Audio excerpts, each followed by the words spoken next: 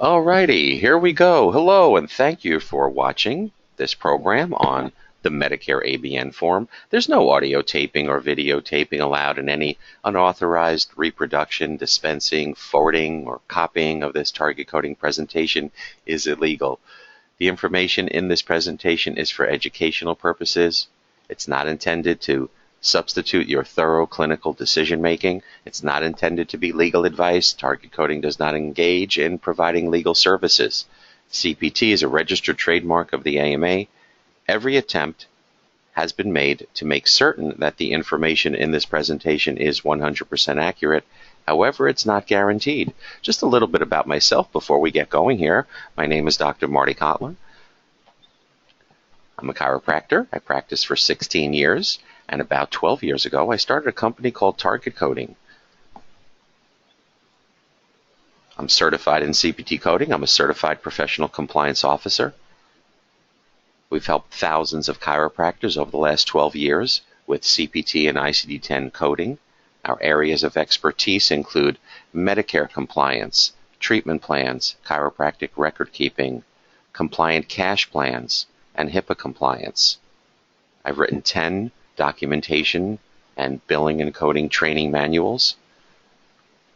I write articles for Chiropractic Economics and Dynamic Chiropractic and the American Chiropractor, and for many state association newsletters across the country. Plus, I'm a guest speaker at many state association conferences. Those of you that are part of your state association, if you're looking for a speaker on record keeping, coding, and compliance, let us know. Maybe we could work something out. We typically can get a sponsor. Makes it easier for everyone. Okay, let's talk about the ABN form, the Advanced Beneficiary Notice of Non-Coverage. So this is a mandatory form, and you must provide it to a patient prior to performing a service that is normally covered by Medicare, and now it's not going to be covered. Again, this ABN form is a mandatory form. You must use it when you're about to deliver a normally covered service, but now it's not going to be covered. The most common reason for issuing an ABN in the chiropractic setting is chiropractic manipulation for wellness care or maintenance care. So the intent of the form is to notify a patient that Medicare is probably not going to pay for the service, even if it may pay for the service under a different circumstance. What does that mean? If you give a patient a chiropractic spinal adjustment for an active care treatment situation, then it's covered. Now you are about to do a chiropractic manipulation on the spine for maintenance purposes. It's still a manipulation, but now it's not a covered service. So this allows the patient to make an informed decision about whether or not to receive the service. If they decide to receive the service, the patient has to understand that they have to pay out of pocket. Many doctors that I work with are very good at getting patients to transition over to wellness. It also may depend on the type of practice you have, if you're good at that or it works. I could tell you a lot of the doctors that I work with, that their practice is mostly personal injury and workers' comp. It's very difficult to get those types of patients to stay and pay for wellness maintenance care. So hopefully you can, if that's what you feel is important.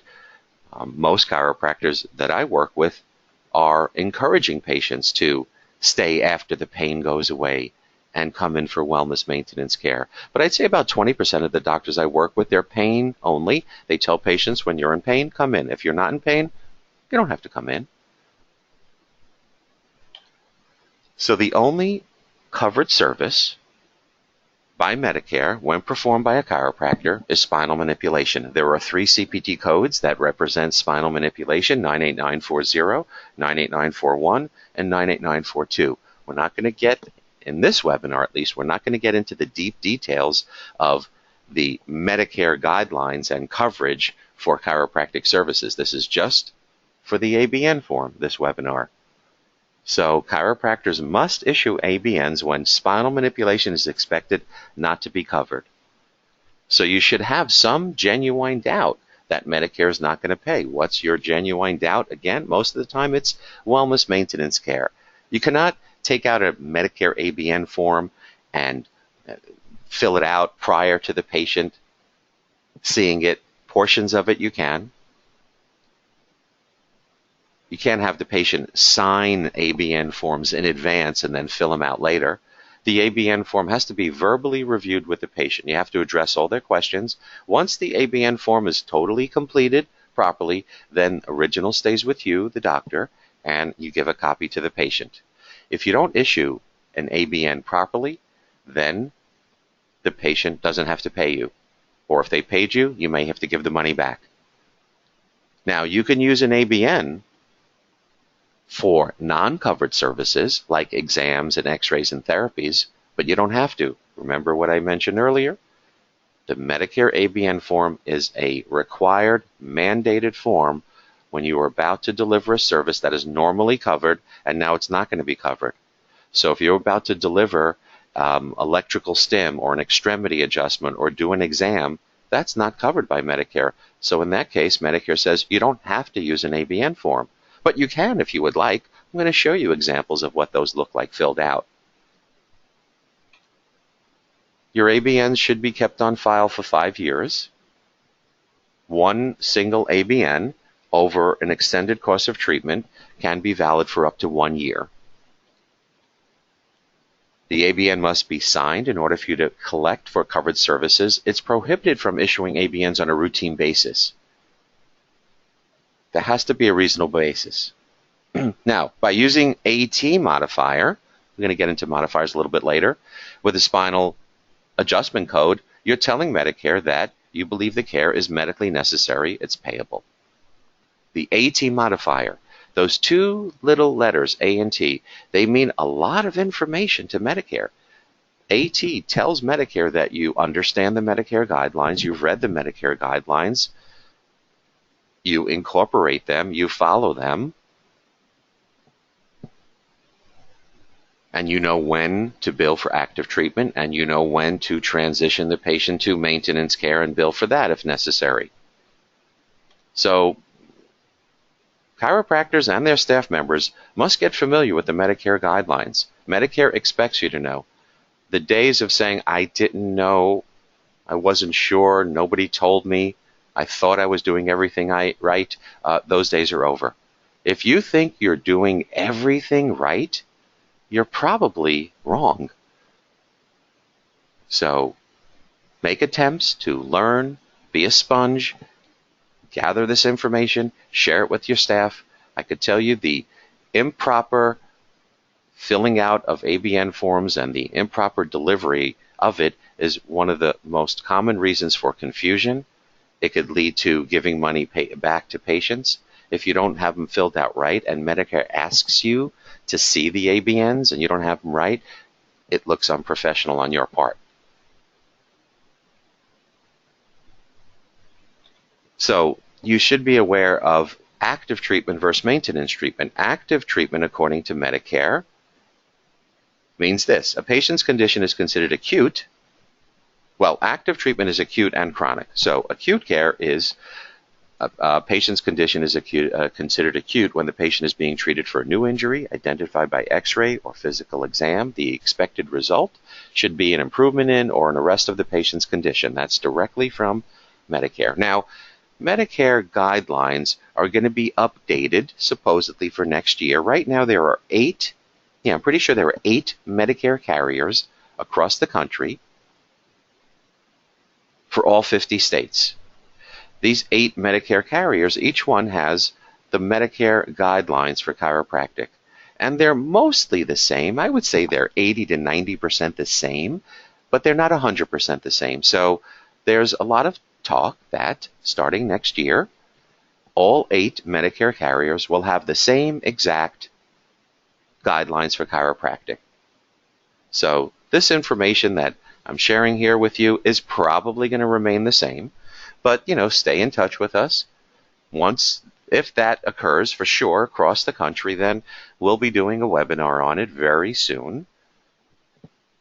So Medicare also covers chronic conditions. A patient's condition is considered chronic when it is not expected to completely resolve, as in the case with an acute condition, but where the continued therapy can expect it to result in functional improvement. That's the key right there. You have to show that the patient's getting better. So if the patient is not getting better, that means what you're doing isn't working. If the patient is staying the same for too long a period of time, that means whatever you're doing and whatever the patient is doing is not working. You have to show that what you're doing is working. Once the functional status has remained stable for a given condition, without expectation of additional functional improvement, then you need to transfer the patient to maintenance care, or at least tell them that it's not covered anymore. So Medicare says, well, according to Medicare, maintenance therapy includes services that seek to prevent disease, promote health, prolong and enhance the quality of life, prevent deterioration. Now, that's a good thing, right? If a patient seeks maintenance care, it could prevent disease, it could promote health, prolong and enhance the quality of life. That's a good thing. Well, Medicare doesn't pay for it, but that's a very good thing. A little bit about modifiers. So the AT modifier is used to designate active chiropractic treatment. AT only goes on spinal manipulation codes. Example 98940AT. The GA modifier, that tells Medicare that you have a signed ABN form on file. They don't know why unless they ask you for it. So the ABN is used when a covered service is expected to be denied due to lack of medical necessity. Patient comes in, they sign the ABN form, they say, yes, I want you to bill Medicare. We're going to go over the form in a second, but if that's the case, then you have to submit the bill. What are you going to do? You're going to take off the AT because it's not active treatment, and you're going to replace it with the GA modifier, letting Medicare know that you have a signed ABN form on file and the patient is responsible to pay. Do not use S8990 for wellness maintenance care when billing Medicare. The GY modifier, I recommend you use it on all the non-payable chiropractic services, which is what? Everything except spinal manipulation. You want to draw a line in the sand and put the covered services on one side, everything else on the other side. So you want to draw a line in the sand. What's covered? Spinal manipulation. What's not covered? Everything else that a chiropractor does. So all the stuff that's not covered, like exams, x-rays, modalities, therapeutic procedures, re-exams, use the GY modifier if the patient has a secondary plan that may pick it up.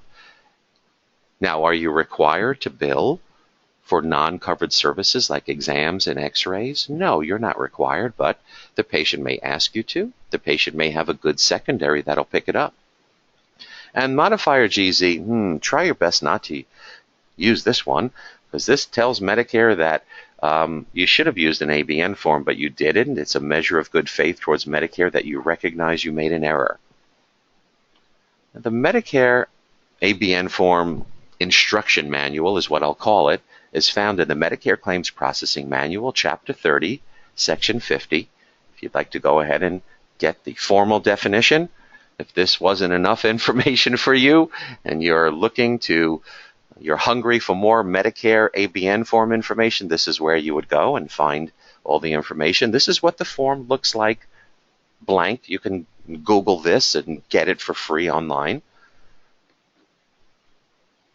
Now, on the patient's initial visit, you can use an ABN form. I would recommend a form like this. Basically tells the patient, Mrs. Jones, Medicare doesn't pay for all the services provided in this office. Medicare reimburses chiropractors only for spinal manipulation.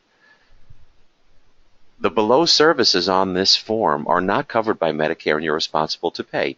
And then go ahead and list everything you do. Exams, x-rays, extremity adjustments, decompression, surface EMG, TENS machines, back braces, and then the patient has to acknowledge this. Patient says, the patient acknowledges that they've been told in advance, they agree to pay for these services, they acknowledge that they're signing this voluntarily and it's not being signed after the services have been provided. They have the right to refuse care and they understand they're fully responsible. Get this form signed on the very first visit. Now, if you want to use an ABN form, you can. This is what it would look like. Your name, address, phone number across the top, the patient's name, list the exams, x-rays, extremity adjustments, modalities, and then the table says, reason why Medicare won't pay, because Medicare doesn't pay chiropractors for these services. You must put down the cost. You must put down the amount of money you're going to be charging the patient, because they're going to be signing on this form that they understand that they have to pay for those services. You need to put the fees, and then the patient has to choose an option box. Option 1, I want the chiropractic non-covered services, but you may ask to be paid now, but I also want Medicare billed. Option 2, I want the chiropractic non-covered services, but do not bill Medicare. So that's the first visit. Get that out of the way. And then when you get to the maintenance visit, the good news, bad news visit, I call it, basically, Mr. Jones, good news is you've reached wellness. The bad news is Medicare doesn't cover wellness. I recommend you continue to come in. Would you like to continue to come in? I think it's a good idea. Once every couple of weeks or once a month for a little tune-up oil change. Medicare doesn't pay for tune-ups and oil changes. They'll pay if you need a new transmission, kind of a little analogy I'll give a patient. And the patient says, sure, I'd like to continue to come in. I understand I need to pay now. You need to go get the ABN form. It's on your screen. Now it becomes mandatory. You don't have a choice. So, services, maintenance care. Reason why Medicare won't pay? Because Medicare doesn't pay chiropractors for maintenance care. Put down the amount you need to charge the patient. And then option 1 says, I want the chiropractic maintenance care. You may ask to be paid now, but I also want Medicare billed. I don't know. I don't love that choice. Now I have to bill Medicare for something that I know is definitely not going to get paid. It seems like an administrative burden to have to bill for something that we know is not going to get paid. So that's why there's option 2, where it says, I want the chiropractic and maintenance care, but do not bill Medicare. I kind of like that one better. Why do I want to bill for something I know is definitely not going to get paid? But it's up to the patient. They check option 1, you'll bill it just for denial purposes. If they check option 2, great. You don't have to bill. Make sure the patient signs it, dates it.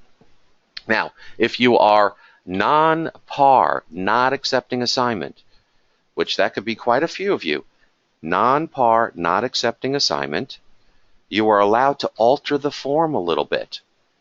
Take a look under option 1. The last sentence of option 1, Medicare allows you to cross that line out because you are non-par, not accepting assignment. You don't want that in there.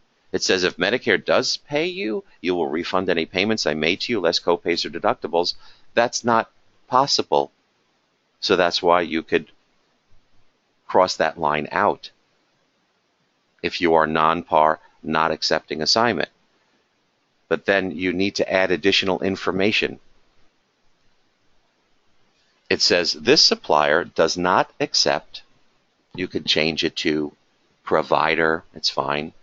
This supplier or provider or doctor of chiropractic does not accept assignment from Medicare for the items listed in the table above. If I checked option 1, I am responsible to pay the doctor's charge for the items directly. If Medicare does pay, Medicare will pay me the Medicare approved amount. And this payment must be made to me, not the supplier. Good thing to do if you are non-par, not accepting assignment. All right, now let's talk a little bit about Medicare policies and procedures. One of the most common reasons to have to give money back to a patient or shows that you're not doing things right is the improper completion of the ABN form. So then you should have a policy on how you complete your ABN form. You should have policies. Now, basically, the Office of Inspector General that's the OIG. Their job is to protect federally funded programs like Medicare, Medicaid. So chiropractic is a covered service in the Medicare program. So the OIG looks at chiropractic very closely, monitors it, makes sure that we're trying to do things right.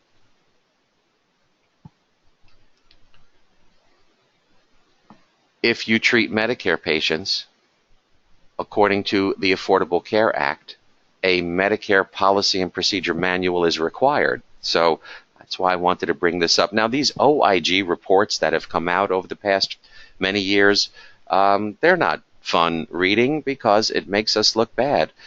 Some of them are targeted towards specific chiropractic practices. Some are general statements like this one from September 2015.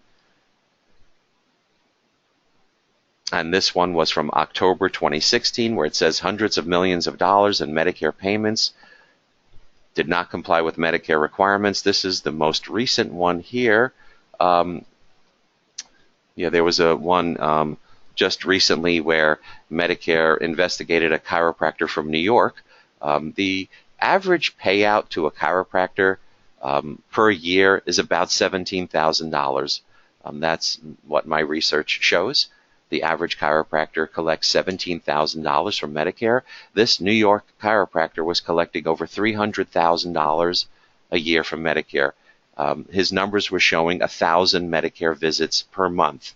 Seems like a lot, right? So it's a good idea to have a billing and coding policy manual. Why, you may ask? It's a good question. Why should I have another document in my office? Well, you should have a billing and whether you see Medicare patients or not, it's a great idea to have a billing and coding policy manual.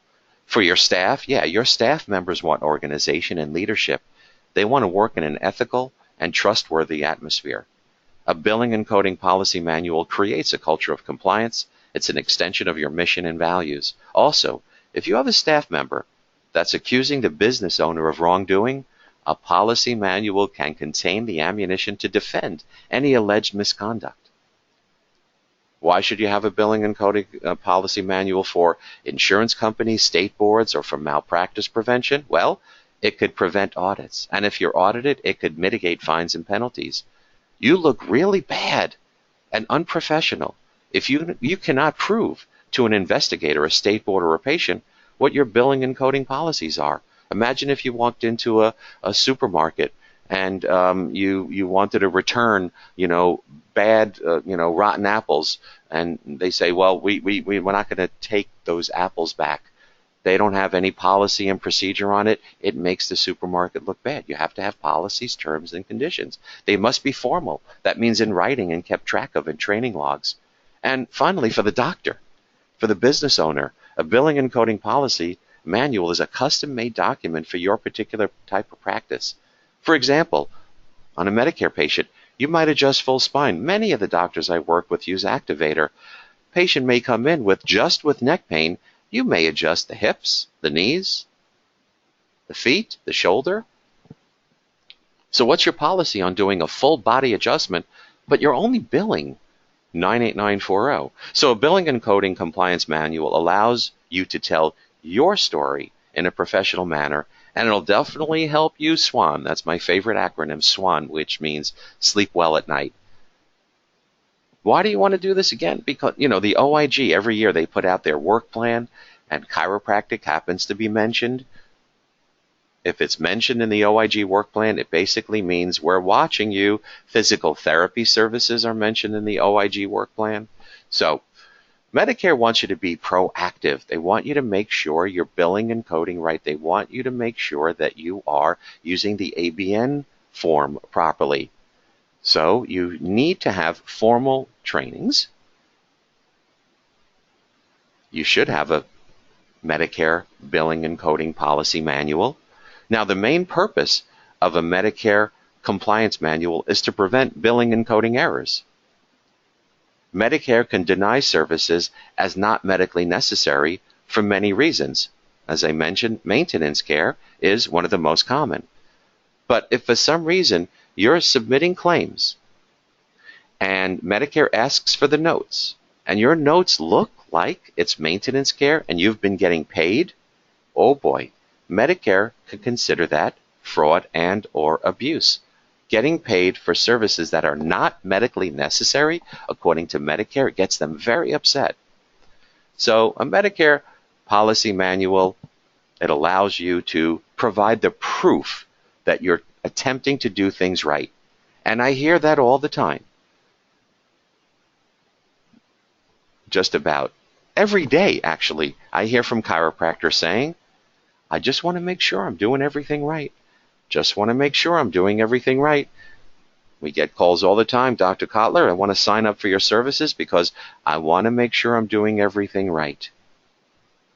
The problem is, once I start showing doctors how to do everything right, they oftentimes go, well, maybe I don't want to do everything right, or I want to do most things right. No, you need to make good faith attempts to do everything correctly. Nobody's perfect. Of course, mistakes occur.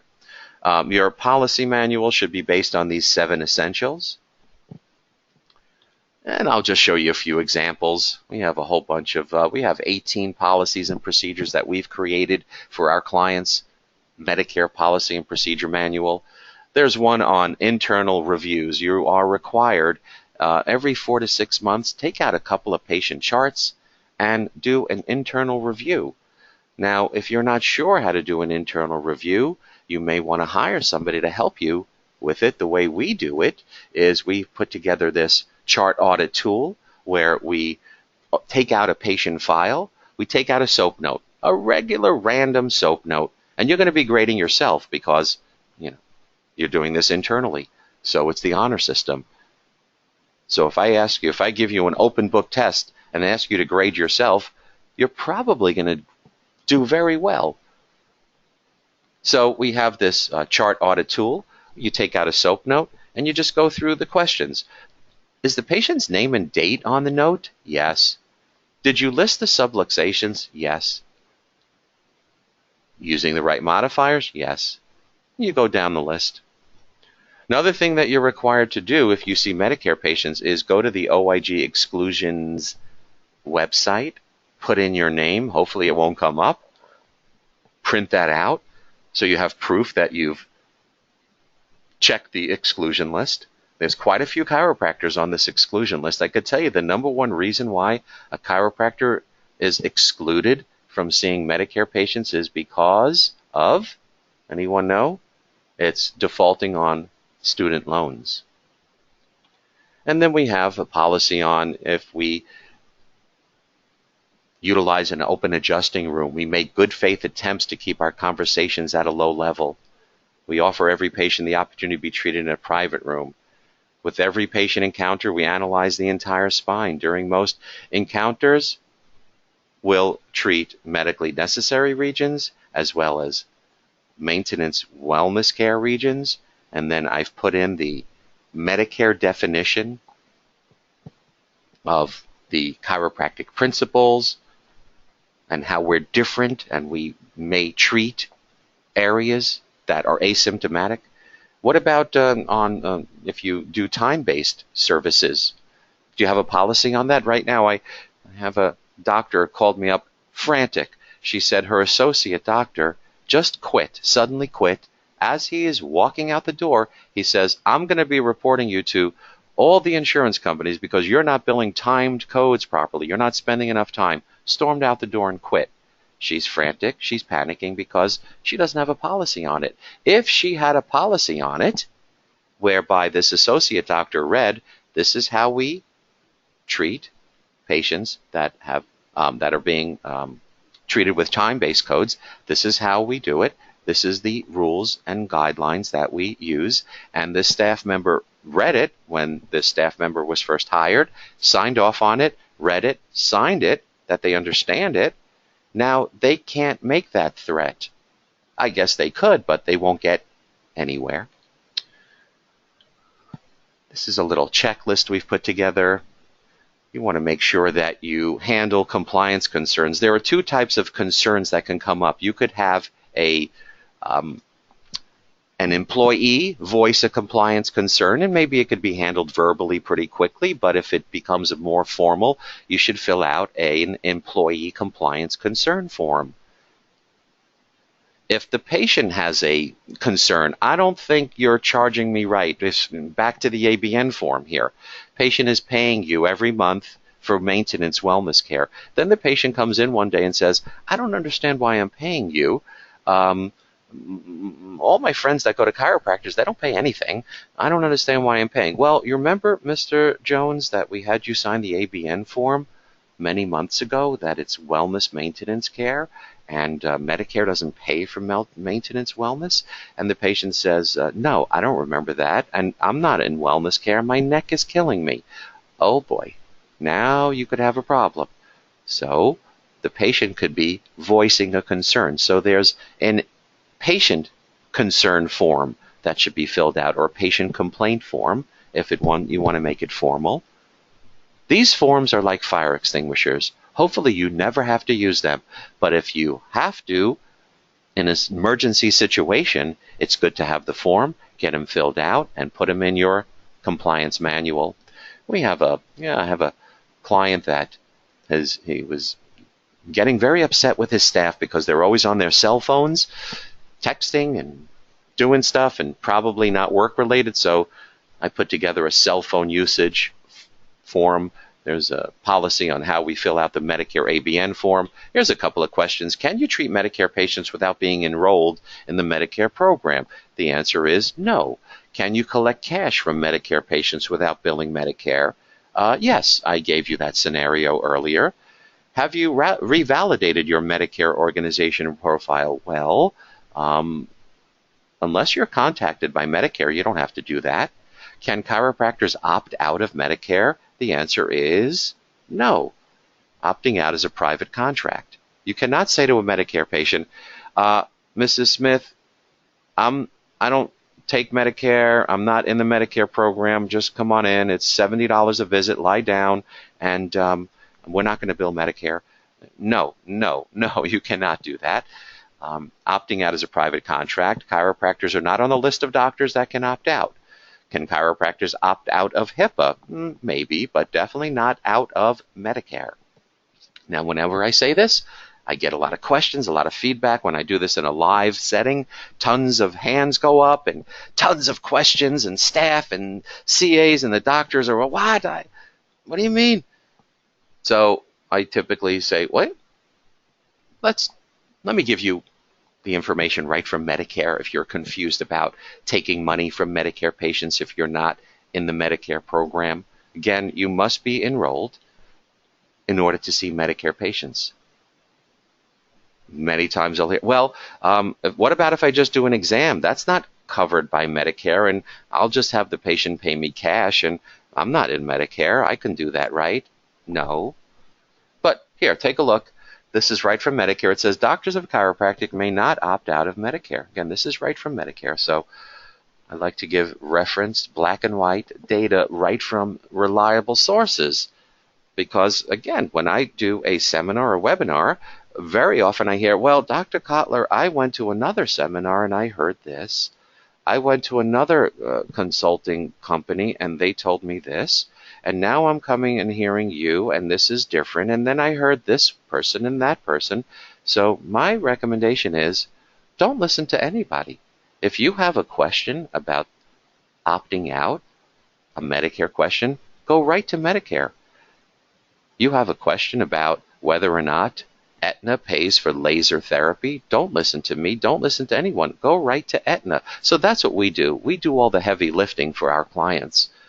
We give them the policies on the services that they're providing from whoever they're billing. If you're billing Cigna for decompression, wouldn't you want to have Cigna's policy on decompression? If you're billing Blue Cross Blue Shield for neuromuscular reeducation, wouldn't you want to know their policy on that? Well, yeah, you should be saying yes.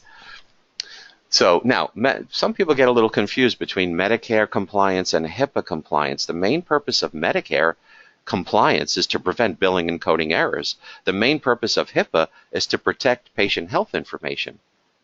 We offer HIPAA programs, a very comprehensive HIPAA program, and we also have a basic. We have 2 levels, comprehensive and basic HIPAA program levels. When we teach HIPAA, there's nothing about CPT coding. There's nothing about billing. There's nothing about the ABN form when it comes to HIPAA. HIPAA is about protecting patient health information. Medicare is about preventing billing and coding errors. So HIPAA applies to all covered entities. Are you a covered entity? That's the question. Are you a covered entity? If yes, you must abide by HIPAA. If no, you may not have to. So I'm going to ask you two questions. Be very simple. Do you bill or receive payment from insurance companies? If the answer is yes, you're a covered entity and you must abide by HIPAA. If the answer is no, then you need to go to the next question. Two questions in order to be considered a non-covered entity. Do you submit claims electronically? Yes, you're definitely a covered entity. No, well, you may not be a covered entity. 95% of the doctors that I work with are covered entities, must abide by HIPAA. HIPAA is not a suggestion, it's mandatory, but most doctors don't do it. Yeah, most people on the highway are going over the speed limit. Most chiropractors do not have a HIPAA program. Most of the business associates that you're dealing with are not HIPAA compliant. Those of you working with billing companies, ask your billing companies if they have a full-blown, comprehensive HIPAA compliance program in place. 99% of them will say no. If you're working with a consultant like me, where you're giving the consultant patient files to review, ask that consultant if they are a HIPAA compliant, if they've gone through a full HIPAA compliance program. 99% will say no. Now, we have some doctors that say, Marty, I don't know if I need to be HIPAA compliant because I'm all cash. Or I use a billing company. I don't have anything on my system. Everything's in the cloud, or most of my practice is personal injury. I have a couple of clients that don't even have a computer. Everything's handwritten. I have some clients that go, Dr. Kotler, I'm the only employee. I don't have any employees. I am the only person in the practice. Do I need to be HIPAA compliant? Or I have the patient sign that new patient form, and we speak quietly in the office and we keep the files in a locked cabinet. Does that mean I'm HIPAA? I'm a HIPAA compliant practice? Probably not. So if you're not sure, just let us know. We offer free consults. So you need to be proactive. Read your local Medicare LCDs. Read the chiropractic policies from all the healthcare plans you bill. Review them with your staff. Log them into your policy and procedure manual. Attend seminars, webinars. Learn about the ABN Form, when to use it, when not to use it. Put together a Medicare policy and procedure manual. It's not that hard to do it on your own, but if you don't want to spend the time doing it, we could do it for you. And it could prevent audits. It'll help you sleep better at night. Plus, it may improve your office efficiency. So just a few closing comments. Please check with all the carriers you bill prior to submitting claims. We're not responsible for any laws, rules that change following this presentation, and you know they change all the time. So do your best to stay on top of these changes. Attend seminars, webinars, join your national and state professional associations. Here's our contact information. We're going to get to the questions in a couple of minutes. So if you're interested in using us, we have a very simple, straightforward. Those of you that know us, work with us, have been listening to our webinars, you know we're very straightforward. We make things very simple. That's what we pride ourselves on, providing things that are simple to implement, that use chiro language. I practiced for 16 years. I know what it's like to be in the trenches seeing patients. And now for 12 years, I've been teaching thousands of chiropractors across the country and their staff members how to do things right from a compliance standpoint.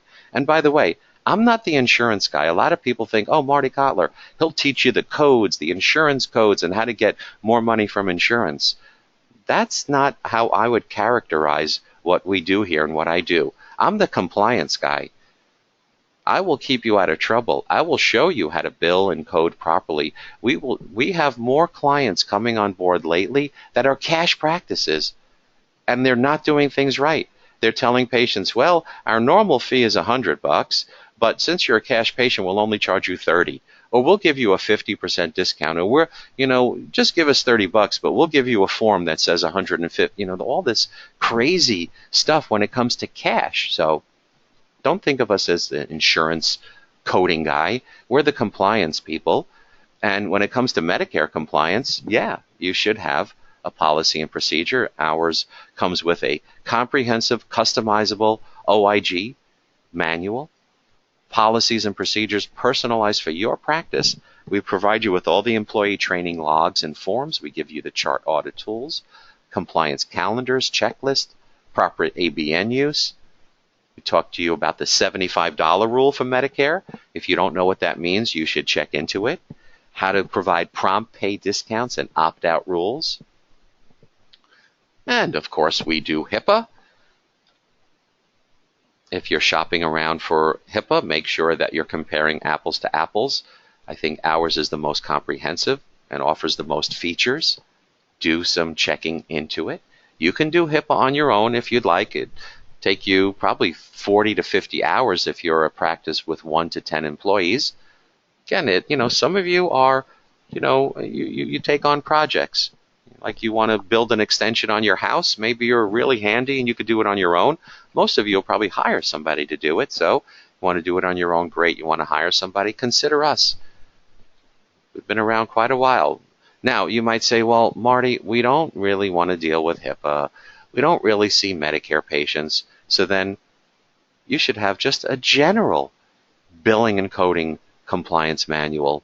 We offer that. We also now consult to acupuncturists.